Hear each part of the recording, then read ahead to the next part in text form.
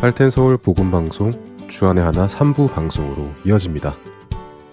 주안의 하나 3부에서는 평소에 궁금했던 말씀 구절을 자세히 나눠보는 시간인 아나크리노 시즌3와 성경 속 지혜를 나누는 시간인 Let's Read the Bible, 그리고 고전 설교를 소개해드리는 시간 성도들에게가 준비되어 있습니다.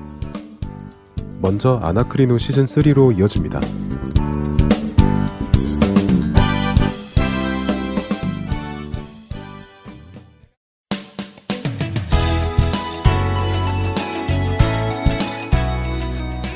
애청자 여러분 안녕하세요. 애청자 여러분들의 질문에 성경을 찾아 함께 상고해보는 시간입니다.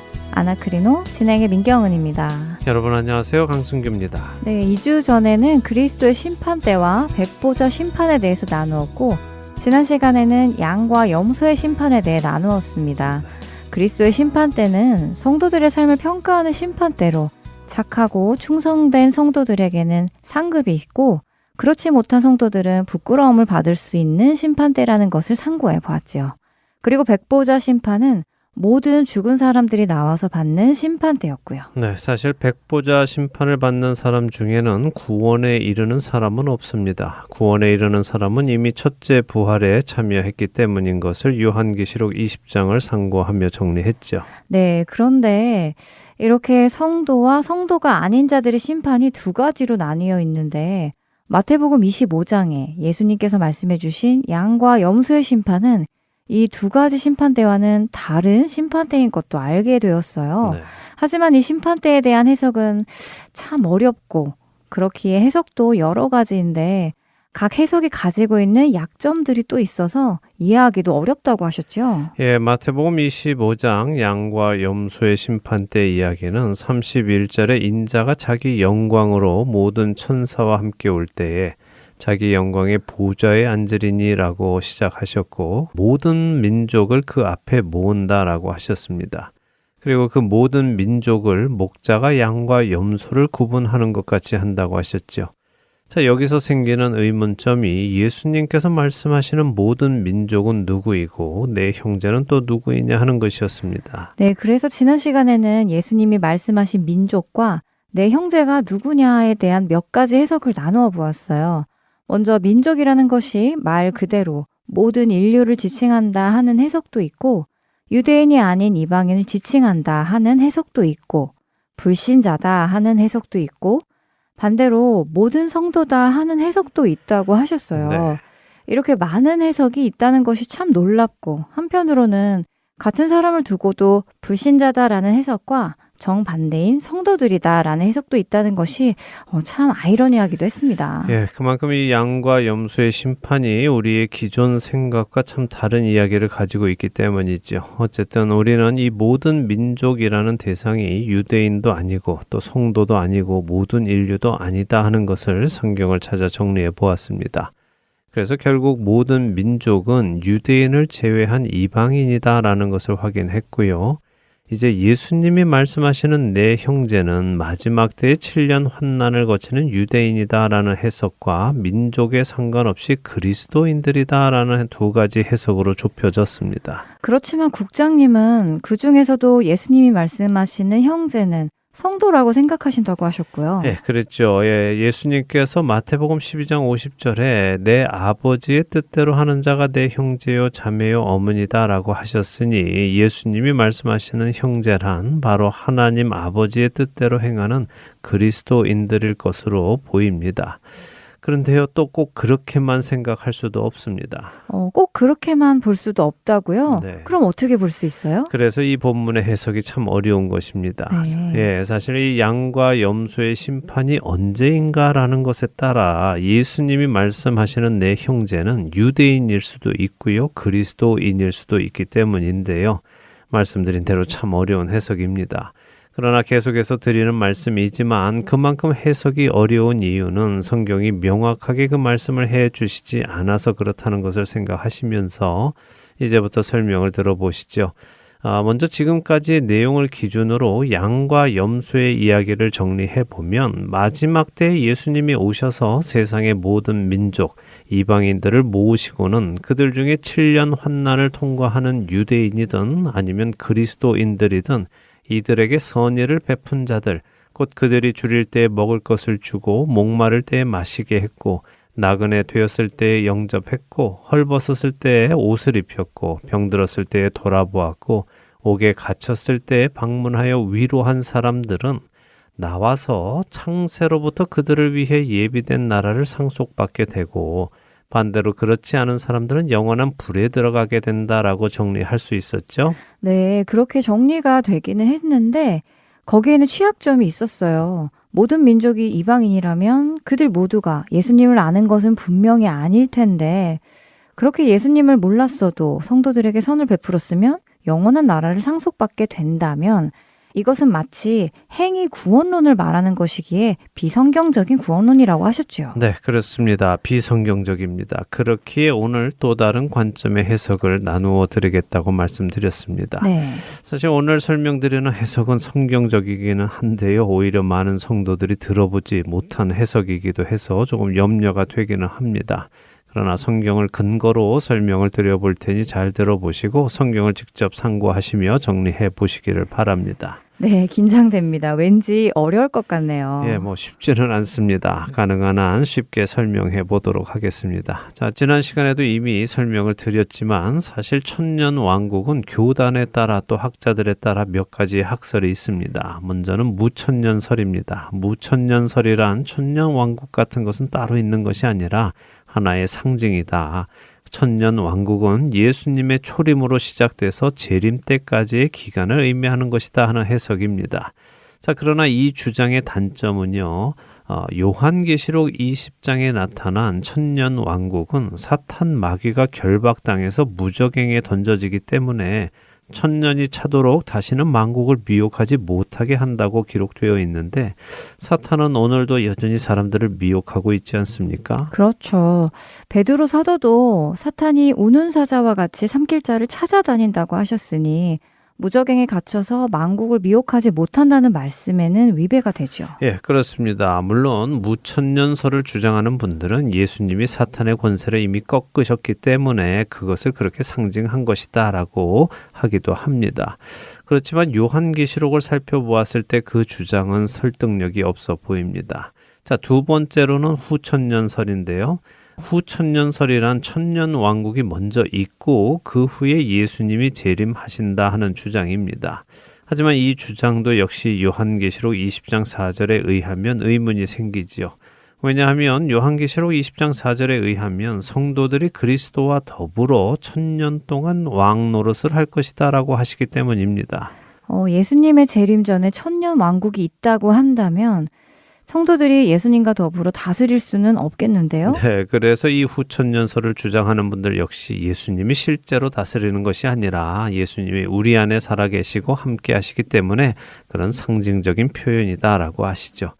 자, 이제 마지막으로 전천년설입니다. 전천년설은 예수님의 재림이 있고 천년 왕국이 시작된다 하는 것입니다. 네, 가장 성경적인 주장 같은데요. 예, 저도 그렇게 생각합니다만 전천년설을 반대하는 사람들은 성경을 너무 문자적으로 해석하기 때문에 안 된다라고 하십니다. 성경은 문맥 안에서 문자적으로 해석할 것은 문자적으로, 비유로 해석할 것은 비유로, 상징적인 것들은 상징으로 해석해야 하는 것 아닌가요? 맞습니다. 그렇게 문맥 안에서 읽으면서 결정을 해야 하지요. 저는 이 부분은 문자적으로 해석을 해서 전천년설을 지지합니다. 자, 그리고 지금부터 드리는 양과 염소의 심판에 대한 해석은 바로 이 전천년설을 토대로 한 해석임을 말씀드리는 것임을 기억하시기 바랍니다. 자, 요한계시록에 보면요. 6장부터 두루마리의 인이 떼어지죠. 그리고 7번째 인이 떼어지면 그때부터는 나팔이 불리기 시작합니다. 나팔 역시 7번의 나팔이 불립니다. 그리고 7번째 나팔이 끝날 때 7개의 진노의 대접이 나오죠. 이 진노의 대접은 하나님께서 태초로부터 세상의 죄를 보시며 참으셨던 진노들이 쌓인 대접입니다. 전에 함께 읽는 계시록 시간에 자세히 설명을 드렸지만요. 성도들은 7인과 7나팔의 시간 동안은 세상에 있습니다. 그러나 하나님의 진노 아래에는 있지 않겠죠. 그렇죠. 성도는 하나님의 진노하심으로부터 보호를 받지요. 네, 그런데 이 7대접이 부어지는 시기가 7년 환난 속에 일어나느냐 아니냐에 따라 아까 우리가 이야기한 것처럼 예수님이 말씀하신 내 형제가 유대인이냐 아니면 그리스도인이냐 하는 것으로 나뉘게 되는 것입니다. 다시 정리하자면 만일 7대접이 부어지는 것이 7년 환난 이후라면 7년 환난을 겪는 사람들 안에는 그리스도인들도 포함되어 있을 것입니다. 그런데 7대접이 부어지는 것이 7년 환난 중이거나 그 전의 일이라면 그리스도인들은 없겠죠. 아, 그렇게 또 나뉠 수가 있겠군요. 그래서 예수님이 말씀하신 내 형제들이 그리스도인이라는 의미이겠지만 꼭 그리스도인을 지칭하는 것은 아닐 수도 있다고 하신 것이군요. 네. 결국 그 시기에 따라 내 형제들이 누구냐 하는 것이 바뀔 수가 있겠네요. 네, 그래서 많은 학자들이 내 형제들이 예수님의 육신의 혈통인 유대인들, 아브라함의 육적인 자손들이지만 예수님을 메시아로 알아보지 못한 자들이 7년 환난을 지나면서 하나님을 향한 믿음을 지키고 예수님이 바로 메시아이심을 깨닫게 되는 유대인들이다 하는 해석을 지지하기도 하는 것입니다. 자, 여기까지 이해가 되셨죠? 네, 간단하게 정리를 다시 해보면 예수님의 재림 이후에 천년 왕국이 있을 것을 기준으로 생각해 볼 때에 예수님의 재림 직전에 있을 7년 환난을 지나며 유대인들이나 혹은 그리스도인들이 환난을 받을 것이지만 그때 그들을 도운 이방인들이 있을 것이다. 예수님은 재림하시면서 그 이방인들을 모으시고 그들이 환난을 겪은 유대인들 혹은 그리스도인들을 도운 것을 기준으로 양과 염소처럼 오른쪽과 왼쪽으로 나누실 것이다 라고 이해하면 될 것 같은데요. 예, 맞습니다. 지금까지 설명을 정리하면 그 말씀입니다. 자, 왜 이런 결론에 도달하게 되는가 하는 그 과정을 설명드리느라 오랜 시간이 걸렸습니다. 자, 이렇게 구분된 양과 염소, 그 중에 염소에 속하는 자들은 마귀와 그 사자들을 위하여 예비된 영원한 불에 들어갑니다. 그들에게는 다시는 기회가 없습니다. 자, 그런데 지난 시간에 나눈 것처럼 양들은 예수님을 몰랐는데도 유대인들이나 그리스도인들을 도왔다는 것으로 인해서 영원한 생명을 얻을 것인가라는 것은 비성경적이라고 말씀드렸습니다. 그래서 오늘 해석이 있는 것입니다. 오늘 해석은 무엇인가 하면 이 양으로 표현되는 사람들이 이제 천년 왕국에 들어간다는 것입니다. 천년 왕국에 들어가서는 예수님과 첫 번째 부활에 참여한 성도들의 다스림을 받는 것이죠. 자, 그러면 이 천년 왕국으로 보이는 구약의 예언의 말씀 몇 가지를 좀 살펴보겠습니다. 먼저는 이사야서 65장 17절에서 25절에 기록된 말씀인데요. 이 중에 17절과 20절만 읽어주시기 바랍니다. 네, 이사야서 65장 17절 읽겠습니다. 보라, 내가 새 하늘과 새 땅을 창조하나니 이전 것은 기억되거나 마음에 생각나지 아니할 것이라 라는 말씀이 있고요. 이번에는 20절을 읽어보겠습니다. 거기는 날수가 많지 못하여 죽는 어린이와 수완이 차지 못한 노인이 다시는 없을 것이라. 곧 100세에 죽는 자를 젊은이라 하겠고 100세가 못되어 죽는 자는 저주받은 자이리라. 네, 자, 이 말씀을 읽어보면 분명히 새 하늘과 새 땅이 있습니다. 그러니까 전의 세상이 아니죠. 그리고 사람들이 오래 삽니다. 100세에 죽는 자를 젊은이라 할 것이고 100세가 못되어 죽는 자는 저주받은 자이리라 라고 하십니다. 분명 새 하늘과 새 땅이면 죽지 않을 것 같은데 여전히 죽음이 있습니다. 오, 그러네요. 이 천년 왕국에도 죽음이 있군요. 네, 7인과 7나팔과 7재앙이 떨어질 때 세상은 망가집니다. 그 망가진 세상을 하나님께서 새로 지어주시죠. 그것을 새 하늘과 새 땅이라고 하시는데요. 이것은 천국은 아닙니다. 그리고 이 천년 왕국에서 천년의 시간을 보내며 유대인 혹은 그리스도인들에게 선을 베풀었던 사람들이 예수님과 성도들의 다스림을 받으며 살아가는 것입니다. 자, 이번에는 스가랴 14장 16절에서 19절을 읽어보겠습니다. 네, 스가랴 14장 16절부터 19절입니다.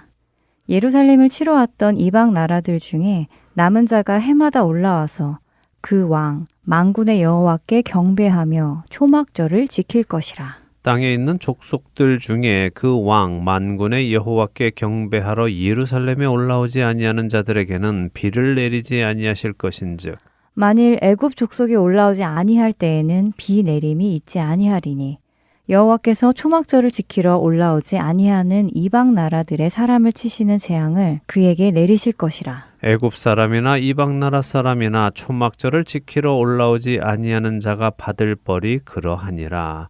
자, 스가랴 14장 역시 하나님이 친히 왕이 되셔서 이 땅을 다스리시는 천년 왕국에 대한 예언이 담겨 있는 장입니다.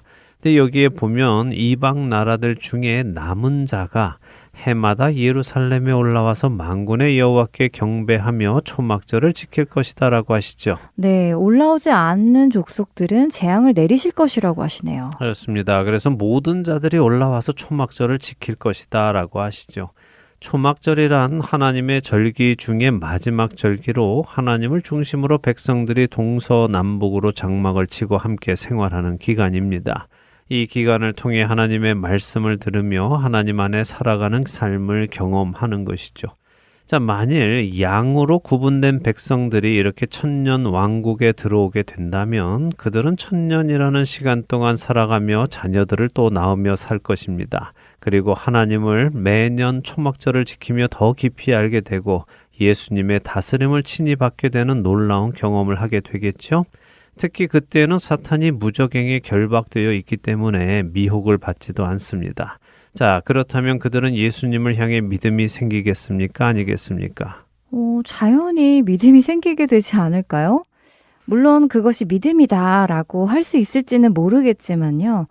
왜냐하면 예수님과 부활한 성도들이 직접 다스리는 것을 본 것이니까요. 네. 그게 믿음인지는 모르겠지만 어쨌든 예수님을 깊이 알게 되겠지요. 네, 그렇기에 그 천년이 끝날 즈음에 사탄이 잠시 놓여서는 사람들을 다시 미혹하게 되고 싸움을 붙이게 됩니다. 이때 누가 참된 성도인지 또다시 판가름이 날 것이고요. 그렇군요. 마지막 백보자 심판까지 정말 길고도 긴 과정이 있네요. 예, 그런데요, 우리가 관점을 바꾸면 이 길고도 긴 과정이 무엇을 의미하는지 볼 수 있습니다. 그것은 하나님의 오래 참으심이고 한 마리의 양도 잃어버리지 않으시는 하나님의 사랑을 볼 수 있는 것이죠. 자, 이제 오늘 나눈 두 번째 해석의 총정리를 해보겠습니다. 양과 염소의 심판은 환난 기간 동안 유대인 혹은 그리스도인을 도운 사람들을 골라내는 작업입니다. 이것은 지난주에 해석했던 해석과 마찬가지입니다. 그런데 지난주의 해석의 약점은 그렇게 예수님을 몰라도 단순히 유대인이나 그리스도인들을 도와주었다는 그 행위 때문에 구원에 이르는 것 같은 생각을 하게 하는 것이었죠. 그것은 비성경적입니다. 그런데 오늘 해석에는 염소에 해당하는 자들은 바로 영원한 불로 들어가지만 양에 해당하는 자들은 하나님이 준비하신 천년 왕국으로 들어가서 예수님을 더 깊이 아는 은혜의 시간을 가진다 하는 것이 다르죠. 그리고 그 마지막에 사탄의 미혹을 받을 때 믿음의 증거를 보인 후에 천국으로 간다라고 정리할 수 있을 것입니다. 네, 지난주 해석보다는 약점이 덜하기는 하네요.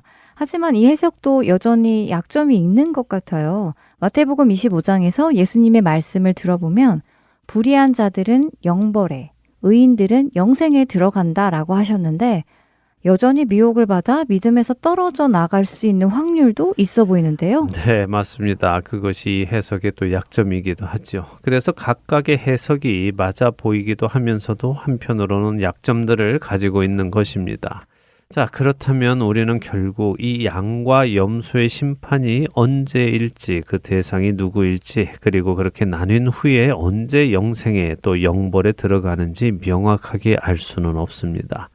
그러나 우리가 분명히 아는 것이 있죠. 그것은 무엇입니까? 심판이 있다는 것이고 그것은 행위와 관련이 있다는 것이네요. 그렇죠. 그렇다면 우리는 어디에 관심을 두어야 하겠습니까?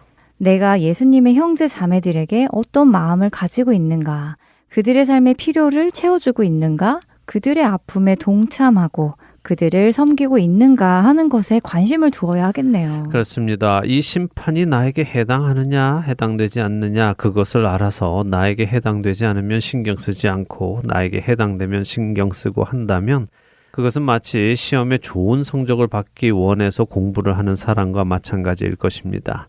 우리가 공부를 하는 이유는 시험에 좋은 점수를 받기 위해서는 아닙니다. 지식을 얻기 위해서이죠. 근데 상당히 많은 사람들이 지식을 얻는 것에 관심을 두기보다 좋은 점수를 받기 위해서 공부하는 사람들이 많지요. 그렇죠. 맞습니다. 사실 공부의 목적은 내가 배워야 할 것들을 배워서 그것들이 나의 지식이 되고 그 지식을 토대로 필요한 일을 해 나가는 것인데 지식을 쌓는 것보다 시험 점수에 더 많은 관심을 가지고 살아가는 것이 우리의 모습이기도 하죠. 예, 그래서 다시 본질로 돌아가자면 하나님께서 우리를 구원하시고 하나님의 자녀를 삼으신 것은 단순히 우리가 지옥에 가지 않고 천국으로 오기만을 원하셔서는 아닙니다. 늘 드리는 말씀이지만 깨어졌던 하나님과의 관계를 다시 회복하는 것, 그것이 하나님께서 원하시는 것입니다. 지옥에 가지 않는 것에만 만족하는 우리가 되어서는 안 된다는 것을 또다시 깨닫게 되네요. 그런 유치한 믿음을 벗어버리고 하나님과 참된 관계 안으로 들어가는 우리가 되기를 바랍니다. 양과 염소의 심판. 이 심판이 그리스도의 심판대와 백보자 심판과는 다른 것입니까? 하는 질문을 가지고 지난 3주간 상고해 보았습니다. 각각의 심판이 나와 상관이 있는가 없는가를 떠나서 그 어떤 심판 앞에서도 부끄러울 것이 없는 우리가 되어야겠다는 생각이 드네요. 네, 그렇게 살아가는 우리가 되기를 바랍니다. 네, 아나크리노, 이제 다음 주면 마지막 시간입니다. 예, 지난 6개월간 애청자 여러분들이 주신 질문들을 함께 읽고 상고해보는 시간을 가졌는데요. 애청자 여러분들의 수준 높은 질문들에 참 놀라웠고 또 도전도 많이 되었습니다.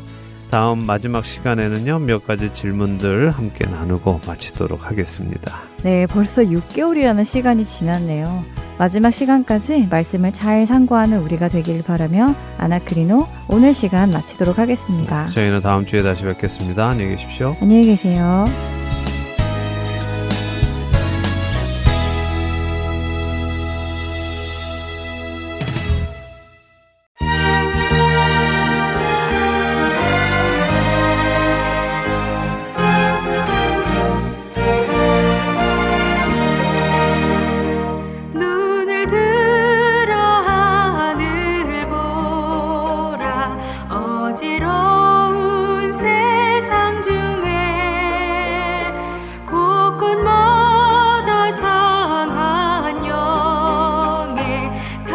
소리 들려온다. 빛을 잃은 많은 사람 길을 잃고 헤매며 당저처럼 기진하니 믿는 자여 어이할고 눈을 들어 하늘 보라. 어두워진 세상 중에 외치는 자 많건만은 생명수는 말랐어라. 죄를 대속하신 주님 선한 일꾼 찾으시나 대답하리 어디 있나. 믿는 자여 어이할고 눈을 들어 하늘 보라. 살아계신 주 하나님 약한 자를 부르시어 하늘 뜻을 전하셨다. 생명수는 홀로 예수 처음이요 나중이라. 주님 너를 부르신다. 믿는 자여 어이할고 눈을 들어 하늘 보라. 다시 사신 그리스도 만 백성을 사랑하사 오래 참고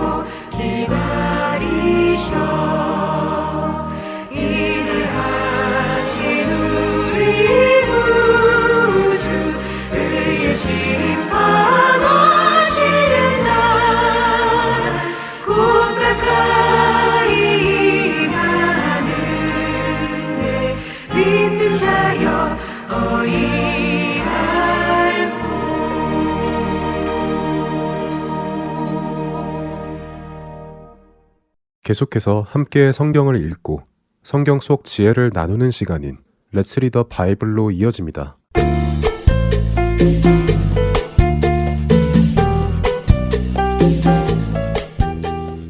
애청자 여러분 안녕하세요.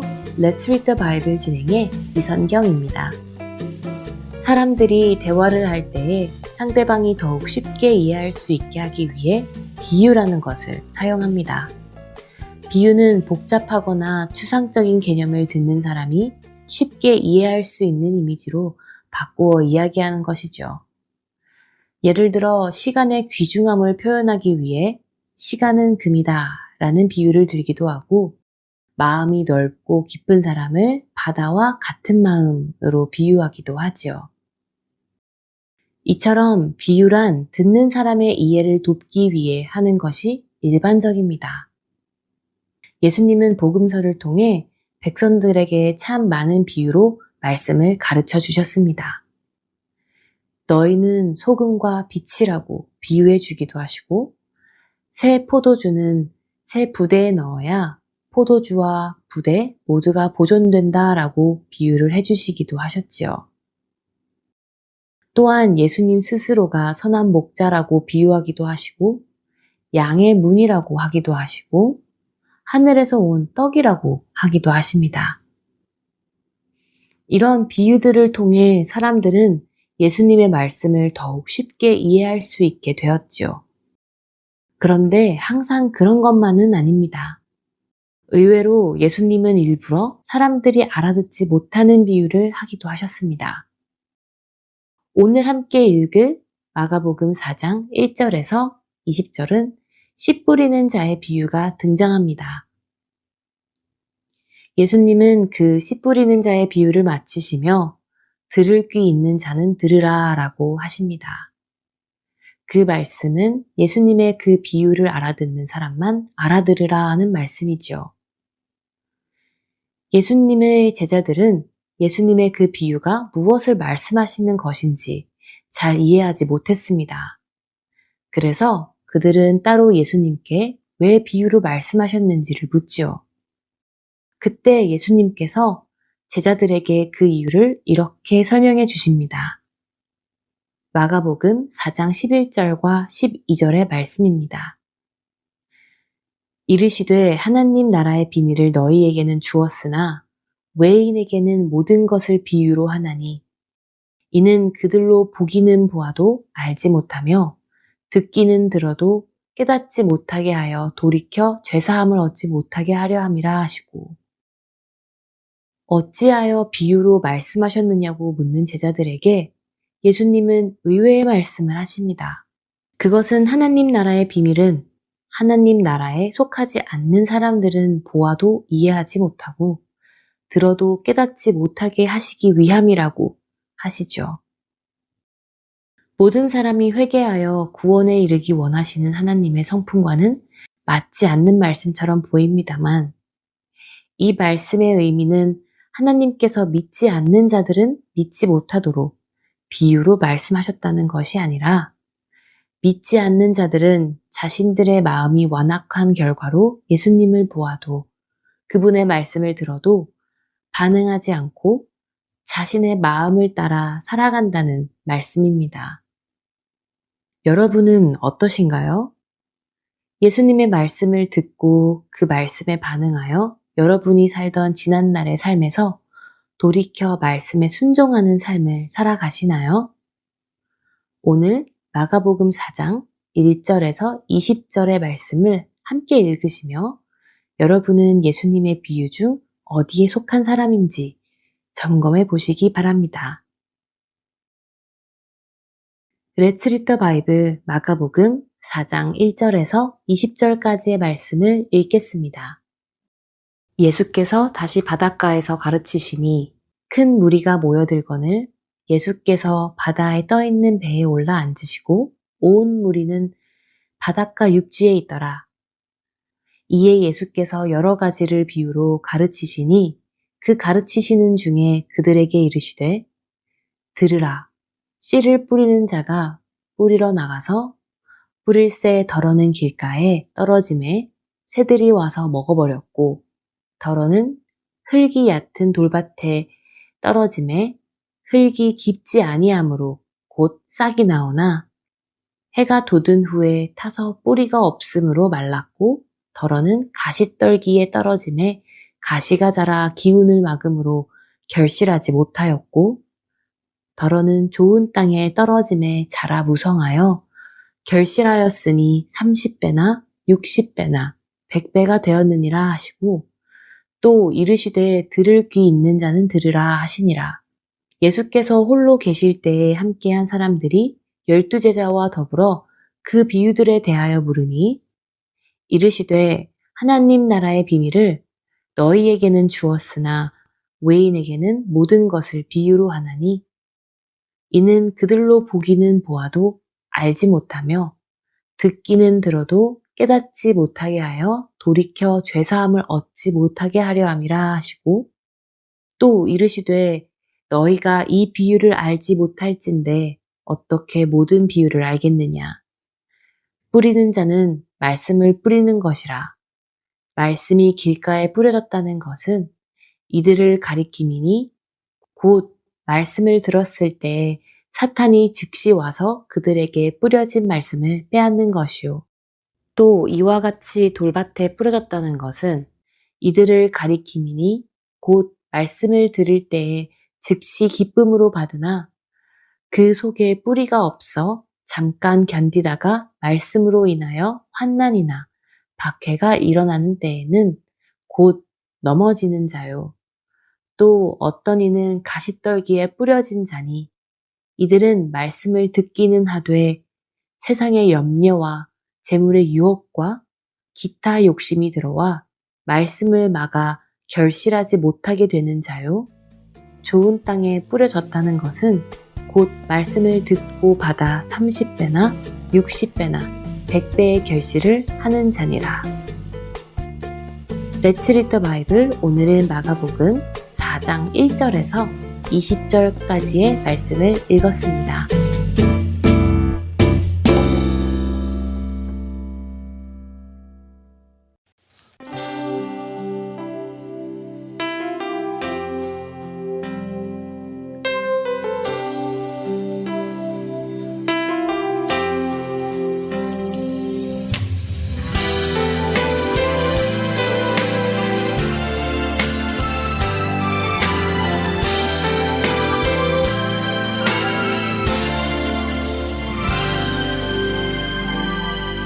여호와는 너에게 복을 주시기를 원하며 너를 지키시기를 원하시며 여호와는 그 얼굴을 너를 향하여 드사 은혜와 평강 주시길 원하노라. 여호와는 너에게 복을 주시기를 원하며 너를 지키시기를 원하시며 여호와는 그 얼굴을 너를 향하여 드사 은혜와 평강 주시길 원하노라. 너를 보배롭고 존귀하게 여기시는 하나님이 내 삶 속에서 이 약속을 신실하게 이루시리.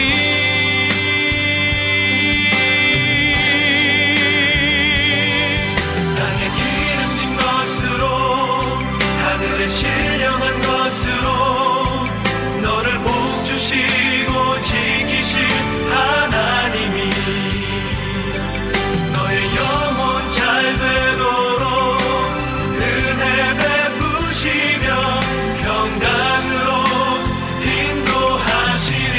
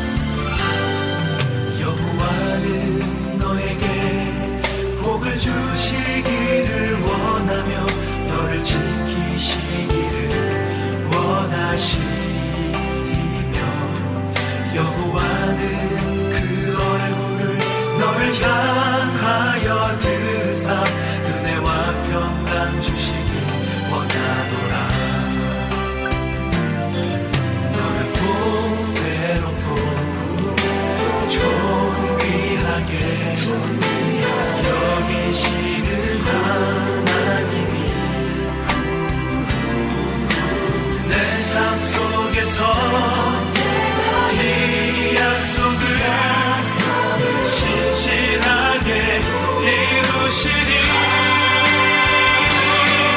땅에 기름진 것으로 하늘에 신령한 것으로 너를 복주시고 지키실 하나님이 너의 영혼 잘 되도록 은혜 베푸시며 평강으로 인도하시리. 땅에 기름진 것으로 하늘에 신령한 것으로 너를 복주시고 지키실 하나님이 너의 영혼 잘 되도록 은혜 베푸시며 평강으로 인도하시리. 평강으로 인도하시리.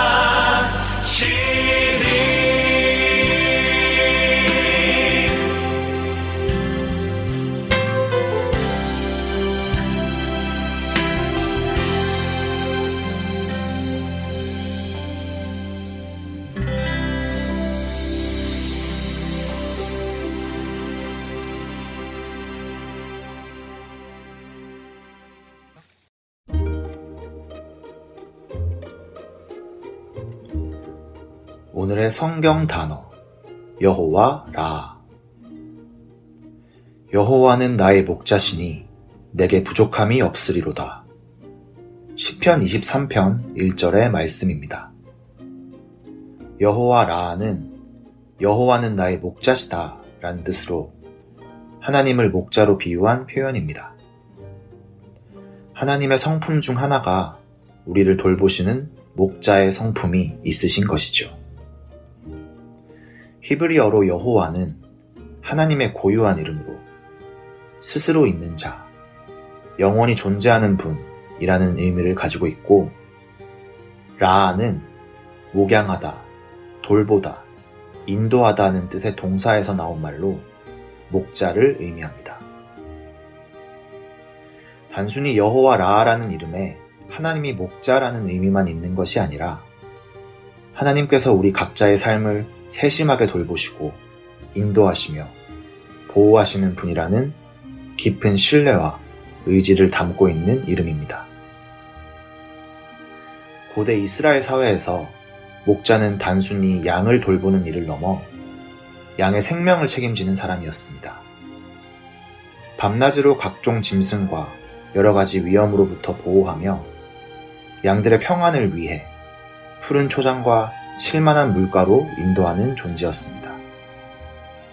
이렇게 여호와 라는 하나님께서 마치 목자가 양을 돌보듯이 친밀하고 세심한 관심으로 우리 삶을 인도하신다는 사실을 알게 해주는 하나님의 이름입니다. 여호와 라의 하나님은 단순히 위대한 창조주이실 뿐만 아니라 매일의 삶 속에서 우리를 양처럼 돌보시며 늘 함께 하시고 인도하시는 분이라는 것입니다. 더욱이 아픈 양을 더 특별히 돌보는 목자처럼 우리가 특별히 힘들고 외로운 상황 속에서 더 가까이 계시는 하나님이시지요. 우리의 목자 되시는 하나님을 믿고 기도하며 나아가시는지요. 목자의 손길을 경험해보는 한 주 되시는 우리가 되기를 소원합니다. 오늘의 성경 단어 여기에서 마칩니다.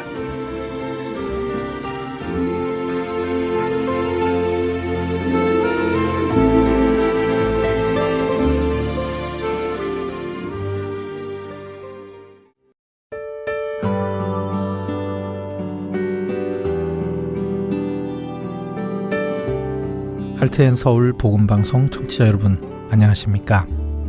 유병성 목사입니다. 세상에는 소망 없이 살아가는 영혼들이 많습니다. 본 할트앤 서울 복음방송은 그렇게 소망 없이 살아가고 있는 이들에게 참된 소망이신 구주 예수 그리스도를 전하는 메신저입니다.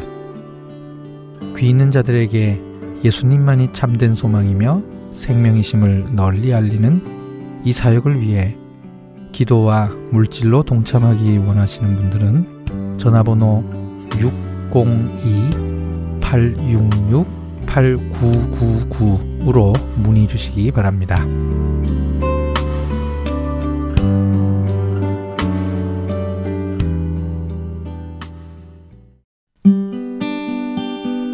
기쁜 소식 사랑으로 땅끝까지 전하는 아랜송.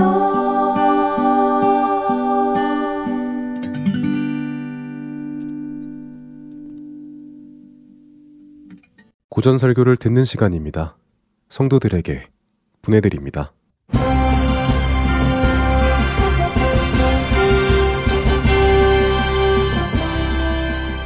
여러분 안녕하세요. 성도들에게 진행의 권혁준입니다. 성도들에게 이 프로그램은 지난 시대의 외국 설교자들의 설교를 여러분께 읽어드리는 시간입니다. 오늘은 1897년에 태어나 1963년 소천한 미국 복음주의 목사인 A.W. 토저의 십자가에 못 박혀라 중 일부를 읽어드립니다. 그리스도께서 부활하셨으므로 우리에게는 의무가 주어졌습니다. 하늘로부터 들리는 거룩한 음성은 우리에게 그 의무를 늘 마음에 새기며 행하라 라고 외칩니다. 그 중 하나가 경건한 마음을 키우는 것입니다. 한 가지 예를 들어보겠습니다. 우리는 그리스도인다운 마음을 가져야 합니다. 우리의 문제는 세속적인 마음과 신앙적인 마음을 모두 갖고 있다는 것입니다. 우리는 생활의 대부분에서 세속적인 마음으로 행합니다. 그런 후에 신앙적인 것에는 약간의 투자만 합니다. 약간의 투자를 통해 주님을 위한 최대의 결과를 기대하지만 애당초 투자가 적다 보니 최대의 결과는 나오지 않습니다. 그리스도인에게는 세속적인 마음이 전혀 없어야 합니다. 당신이 그리스도인이라면 위의 것을 찾아야 합니다. 세상에 속한 마음이 당신에게 있어서는 안 됩니다. 혹시 어떤 이는 그렇다면 공부는 어떻게 해야 합니까? 집안일은 어떻게 해야지요? 사업은요? 라고 물을지도 모르겠습니다. 어렵게 생각할 것 없습니다. 사업을 하고 집안일을 하고 공부를 하십시오. 다만 그것들을 하나님께 드린다는 마음으로 하십시오. 교회의 헌금 바구니에 넣는 헌금처럼 그것들을 드리십시오. 교인들의 눈에 띄는 교회 봉사를 할 때처럼 그것들을 그분께 드린다는 생각으로 하십시오. 십자가에 못 박힌 삶은 거룩한 것과 세상적인 것이 구분된 삶이 아닙니다. 부분적으로는 세속적이고 부분적으로는 영적인 삶은 십자가에 못 박힌 삶이 아닙니다. 일부는 이 세상에 속하고 일부는 하늘에 속한 삶은 신약이 가르치는 삶이 전혀 아닙니다. 그리스도인으로서 우리는 세상의 눈에는 아주 보잘것없어 보이는 일도 아주 놀라운 영적인 일로 변화시킬 수 있습니다. 물론 그렇게 하려면 그 일을 하나님께 올려드려야 합니다. 로렌스 형제라고 불리는 니콜라스 헤르만이 했던 일은 설거지였습니다. 그는 자기가 하나님의 영광을 위해 설거지를 한다고 말했습니다. 그는 힘든 일을 끝낼 때마다 바닥에 엎드려 하나님을 경배했습니다. 남들이 그에게 무슨 일을 시키든 그는 하나님의 영광을 위해 그 일을 했습니다. 그는 사실 나에겐 바닥에 떨어져 있는 지푸라기 하나도 줍고 싶은 마음이 없었지만 하나님의 영광을 위해서라면 기꺼이 했습니다. 라고 말했지요.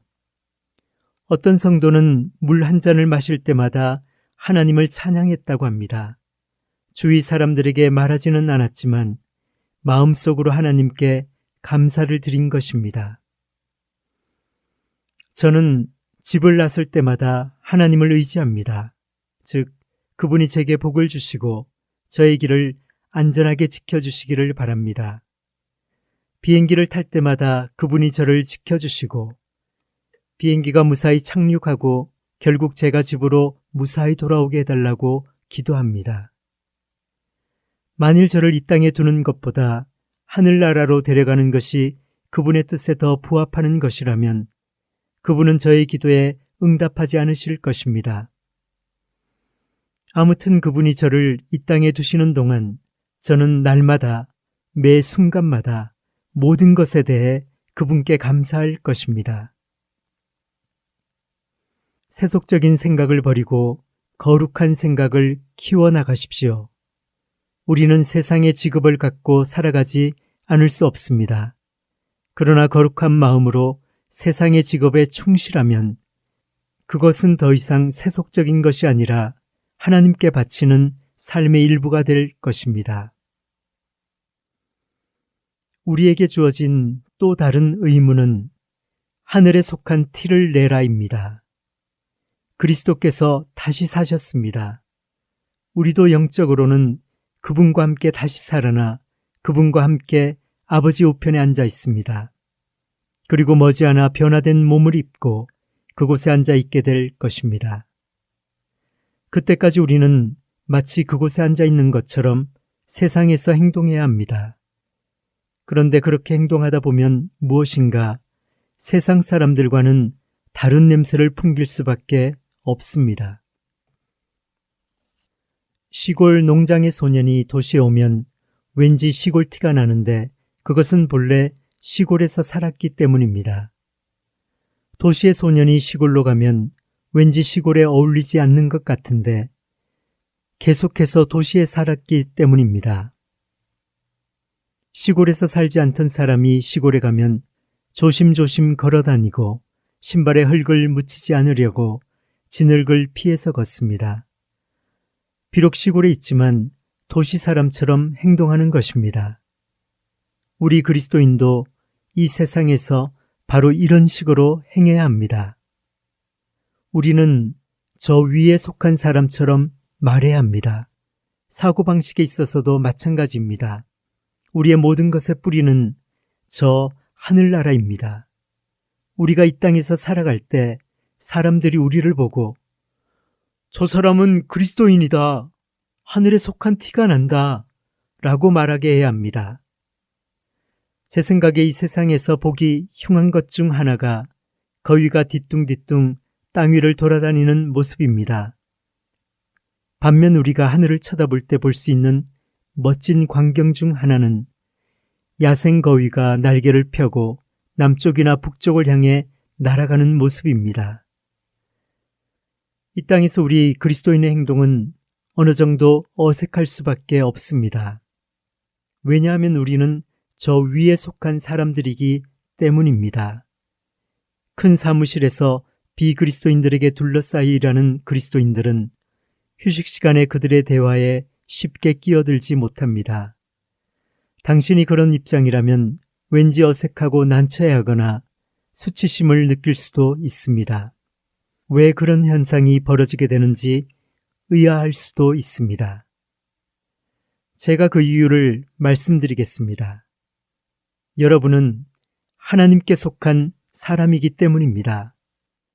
여러분의 마음과 언어는 그들과 다릅니다. 이 세상의 말을 하지만 왠지 여러분의 말투에서는 이 세상이 아닌 다른 곳의 향기가 풍깁니다. 반면 다른 사람들이 종교에 대해 말할 때 그들의 말에서는 세상의 냄새가 납니다. 그들은 이 땅에 속해 있고 여러분은 하늘에 계신 하나님께 속해 있기 때문에 그들은 여러분의 생각에 동의하지 않습니다. 그들은 우리가 여기 이 땅에서 어색한 걸음걸이로 걸어다닌다고 생각할 것입니다. 그들은 우리가 날개를 활짝 펴고 창공을 나는 모습을 아직 보지 못했습니다. 하나님의 자녀들이여, 날개를 활짝 펴고 날아올라 영광 가운데 그분을 만나는 날이 올 때까지 기다리십시오. 그때가 오면 세상 사람들은 그 모습이 얼마나 영광스러운지를 보게 될 것입니다.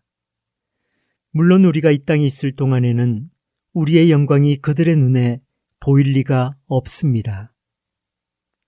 사도 바울은 너희 생명이 그리스도와 함께 하나님 안에 감추어졌음이라 라고 골로새서 3장 3절에서 말했습니다. 이 구절을 네 부분으로 나누어 생각해 보겠습니다. 첫째는 우리의 생명이고, 둘째는 감추어졌다는 것이고, 셋째는 그리스도와 함께라는 것이고, 넷째는 하나님 아니라는 것입니다. 여기에서의 포인트는 하늘에서 이 땅으로 내려온 보화입니다. 이 영적 보화에 대한 우리의 확신이 강해질수록 믿음도 성장하게 됩니다. 이 말씀은 여러 가지 신앙적 문제들을 풀어주는데 도움이 되는 명약입니다. 교회의 소망은 우리 생명이신 그리스도께서 나타나실 그때에 너희도 그와 함께 영광 중에 나타나리라. 골로새서 3장 4절의 말씀이 성취되는 것입니다. 이것이 교회가 바라고 바라는 것입니다. 하지만 교회들이 신학에서 논의되는 종말론의 모든 세부 사항에 획일적으로 동의해야 하는 것은 아닙니다. 한 세대 전에 우리는 스스로의 꾀에 빠져 있었습니다. 즉, 그리스도의 재림에 관련된 세부 사항을 모두 안다는 착각에 빠져 있었습니다. 당시 신자들은 자기가 종말에 관한 예언을 완벽하게 알고 있다고 생각했습니다. 하지만 그런 생각이 틀렸다는 게 이제 와서 밝혀졌습니다. 이제는 모든 성도들이 종말에 관한 예언에 대해 말하는 것을 두려워합니다. 그들이 배웠던 종말론의 전부 혹은 일부가 이제는 배척당하고 있기 때문입니다. 물론 그리스도는 분명히 다시 올 것이고 그분이 오시면 우리는 영광 중에 그분과 함께 있게 될 것입니다. 그분의 십자가와 부활의 사건 때에 당신이 그분과 함께 있었듯이 그분이 영광 중에 다시 오실 때에도 그분과 함께 있을 것입니다. 그때가 이를 때까지 당신은 믿음으로 살아야 합니다. 이것은 신부가 잠시 동안 신랑과 떨어져 있어야 하는 것과 흡사합니다. 신부는 그에게 편지를 쓰고 장거리 전화를 열심히 합니다. 그와 함께 있기를 원합니다. 그는 신부와 함께 살 좋은 집을 구하려고 애씁니다. 하지만 그녀는 집은 아무래도 좋아요. 당신과 함께 있으면 돼요. 라고 말합니다. 중요한 것은 가구나 장식물 같은 것을 잘 갖춘 집이 아닙니다. 그녀가 원하는 것은 그녀의 신랑입니다. 우리와 예수님과의 관계도 마찬가지입니다. 우리는 그분을 원합니다. 그분만 계시면 영광은 저절로 따라올 것입니다. 저는 요한계시록을 읽었고 교회의 찬송가를 묵상했으며 영광에 대해 연구해 보았습니다. 우리 대부분은 아직 천국에 대해 많이 알지 못합니다. 우리가 천국에 가면 그곳의 영광을 보고 매우 놀랄 것입니다. 그리스도께서 오실 때까지는 천국의 영광에 대한 우리의 지식이 별로 늘어나지 않겠지만 그럼에도 불구하고 시간이 흐를수록 천국의 영광이 마음에 더욱 깊이 와닿을 것입니다. 그분을 알게 되면 영광이 무엇인지에 대해서도 알게 될 것입니다. 그분이 천국의 영광이시기 때문입니다. 어린 양이 천국의 빛이십니다. 십자가에 못 박힌 삶은 십자가의 죽음 다음에 찾아오는 부활과 더불어 시작됩니다. 예수님이 살아계시기 때문에 제가 살아갑니다. 하지만 사는 것은 제가 아니라 언제나 그리스도이십니다. 성도들에게 마칩니다.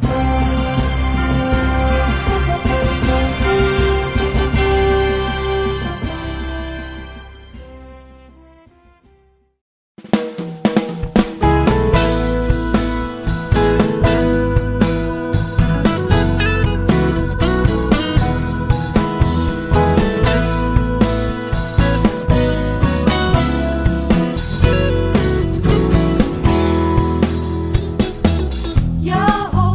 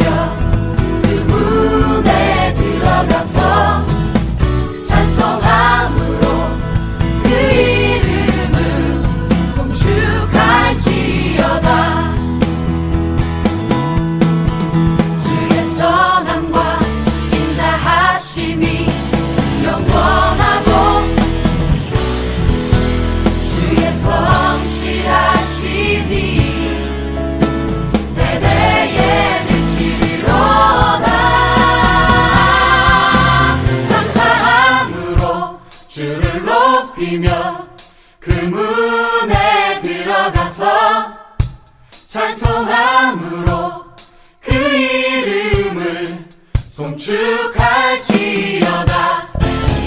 감사함으로 주를 높이며 그 문에 들어가서 찬송함으로 그 이름을 송축할지어다. 감사함으로 주를 높이며 그 문에 들어가서 찬송함으로 그 이름을 송축할지어다. 송축할지어다. 송축할지어다.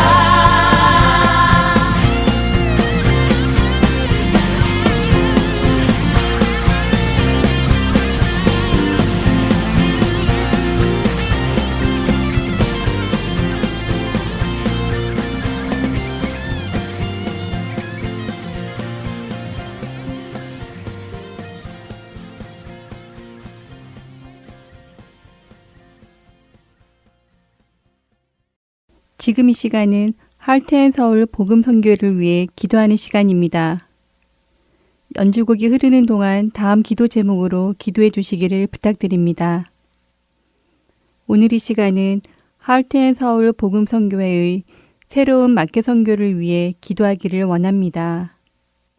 현재 미국의 50개 주 가운데 27개 지역의 마켓에 복음방송 CD가 배치되고 있습니다.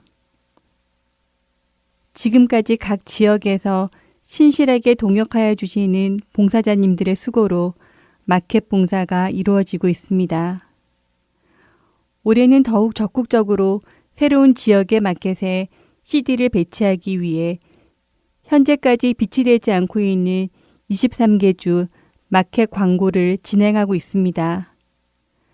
아직도 미개척 지역이 많이 있기에 하나님을 찾으시는 그 한 영혼을 위해 끝까지 복음이 전해질 수 있도록 기도해 주시기 바랍니다. 기도하겠습니다.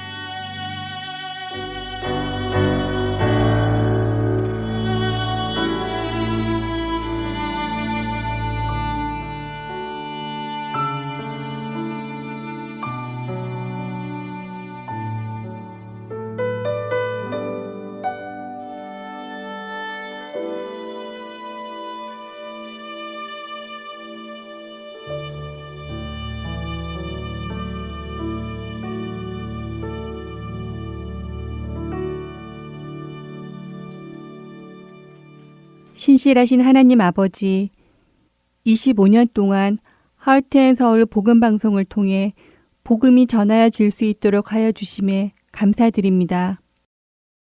작은 민들레올 씨가 날아가 먼 땅에 심기어져 싹을 틔운 것처럼 복음방송 CD가 미국 27개 주에 전해지고 있음이 은혜입니다. 그러나 주님께서 애타게 기다리시는 한 영혼을 찾고자 저희들 또한 작은 수고를 하려 합니다. 성령 하나님, 이 일들을 도와주시고 이 수고와 헌신을 함께하기 위한 새로운 마켓 봉사자를 찾고자 합니다. 모든 것이 주님의 뜻 안에서 이루어지기에 저희는 작은 씨를 뿌리고 기다립니다. 동역자들을 보내주시고 주님께서 허락하시는 때까지 신실하게 섬기는 선교회가 될 수 있기를 간절히 원하며 우리 주 예수 그리스도 이름으로 기도드립니다. 아멘.